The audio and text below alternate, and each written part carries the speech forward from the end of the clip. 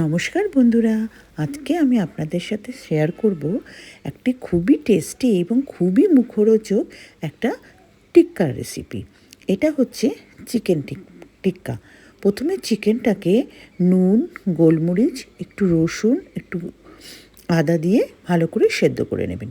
সেদ্ধ করে স্টকটাকে একদিকে রেখে দেবেন, আর চিকেনগুলোকে হাত দিয়ে এরকম ঝুরো ঝুরো করে নিয়ে তারপরে মিক্সিতে একটু ঘুরিয়ে নেবেন, নিয়ে একটু সফট হয়ে যাবে। তারপর ওটাকে এক সাইডে রেখে দেবেন। তারপরে কি করবেন, কড়াইতে বেশ কিছুটা বাটার আর একটু সাদা তেল দেবেন, কেন শুধু বাটার দিলে বাটার পুড়ে যেতে পারে। তারপর ওর মধ্যে মিহি করে কুচনো পেঁয়াজ দিয়ে পেঁয়াজটাকে একটু ভাজা ভাজা হতে দেবেন। ওদিকে চিকেন যে স্টকটা ছিল তার মধ্যে বেশ কিছুটা ফ্রেশ ক্রিম ওর মধ্যে দিয়ে ওটাকে ঘেটে রেখে দেবেন এক সাইডে।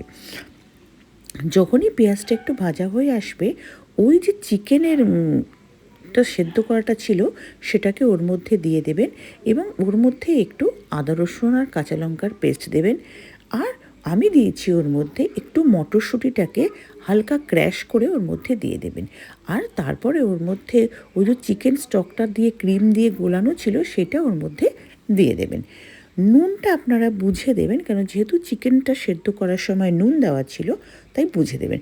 আমি তারপরে ওর মধ্যে একটা সিক্রেট মশলা দিয়েছি, সেটা হচ্ছে গোলমরিচ, গরম এলাচ, লবঙ্গকে একটু শুকনো খোলায় ভেজে গুঁড়ো করে রেখেছিলাম, সেটা আমি ওর মধ্যে দিয়েছি। আর সামান্য একটু চিনি দিয়েছি। তারপর ওর মধ্যে চিজটাকে গ্রেট করে আমি ওর মধ্যে দিয়েছি। দিয়ে এই সব উপকরণগুলোকে দিয়ে আমি ওটাকে খুব ভালো করে নেড়েছি। নাড়তে নাড়তে দেখবেন ওটা একটা দলার মতন যখন হবে তখন মনে করবেন রেডি। তারপরে ওর উপর দিয়ে একটু ধনেপাতা কুচি দিয়েছি। ধনেপাতা কুচি দিয়ে ওটাকে নাড়তে থাকবেন, কিন্তু ওটা আঠা আঠা হবে না, তার জন্য ওখানে আপনাকে কিছুটা বিস্কিট গুঁড়ো দিতে হবে। আর আমি দিয়েছি ওর মধ্যে একটু অরিগ্যানো।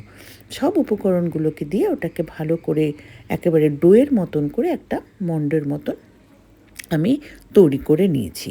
তৈরি করে নিয়ে ওটাকে ঠান্ডা হতে দিয়েছি, এবং যখন ওটা হয়ে গেছে তারপরে ওর উপরে একটু সামান্য বাটার, আবার ওই যে গোলমরিচের যে মিশ্রণটা আমি বানিয়েছিলাম পেস্টটা, সেটাকে গুঁড়োটাকে ওর মধ্যে দিয়েছি। সব দিয়ে ওটাকে নামিয়ে রেখেছি। তারপরে ওটাকে চপের আকারে গড়ে, এবার যেহেতু আমি এটা টিক্কা করেছি তাই টিক্কার শেপগুলো দেখবেন একটু গোল গোল হয়, তাই আমি ওই শেপে করেছি। আপনারা আপনাদের মতন শেপ বানিয়ে নিতে পারেন। গোল করে আমি ওর ভেতরে একটুখানি চিজ দিয়ে ওটাকে আবার গোল করে গোল গোল টিক্কার শেপ নিয়েছি।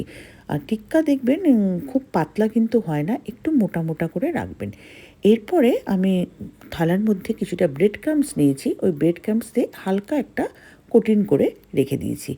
আপনারা চাইলে ব্রেড ক্রাম্বস যদি বাড়িতে না থাকে তখন একটা ডিম নিয়ে ডিম আর অ্যারোরুটের একটা পাতলা মিশ্রণ বানিয়ে ওটার মধ্যে একবার ডুবিয়ে আপনারা শ্যালো ফ্রাই করতে পারেন। এটা কিন্তু সবসময় শ্যালো ফ্রাইই হবে, টিক্কা যেহেতু এটা কিন্তু ডিপ ফ্রাই হবে না। ডিপ ফ্রাই হলে এটা খেতেও খুব একটা ভালো লাগবে না। দেখুন এভাবে বিস্কিট গুঁড়ো দিয়ে করেছি। বিস্কিট গুঁড়ো না থাকলে আপনার ডিমের গোলাতেও করবেন, সেটাও আমি করে দেখেছি, খেতে খুবই ভালো লাগে। দুটোই খেতে খুবই ভালো লাগে। এইভাবে করে নিয়ে আমি সবকটাকে রেডি করে নিয়েছি। তারপরে একটি ননস্টিক প্যানে আমি কিছুটা বাটার গরম করেছি। বাটারটা গরম করে গ্যাসটাকে একেবারে লো করে দিয়েছি। লো করে দিয়ে ওই যে টিক্কাগুলোকে আমি বানিয়ে রেখেছিলাম সেই টিক্কাগুলোকে এক একটা করে ওই ফ্রাইং প্যানের মধ্যে দিয়ে শ্যালো ফ্রাই করেছি। হালকাভাবে ভেজে এবং গ্যাসটাকে পুরো কমিয়ে রেখে প্রথমে এক পিঠ হয়ে তারপরে আরেক পিঠ আমি হতে দিয়েছি।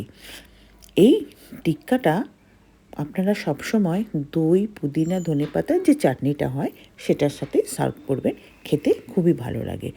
নর্মাল সসের সাথেও খেতে পারেন, কিন্তু ওই চাটনিটা দিয়ে খেলে এটা বেশি টেস্টি হয়। দেখুন এইভাবে আপনি টিক্কাগুলোকে উল্টে নিয়েছি। এইভাবে আমার তৈরি হয়ে গেছে চিকেন মালাই টিক্কা। কি বলবো বন্ধুরা, খেতে এত অপূর্ব হয় আর এত সফট হয়, আপনারা একবার ট্রাই করে দেখবেন, সত্যিই খুব ভালো লাগে।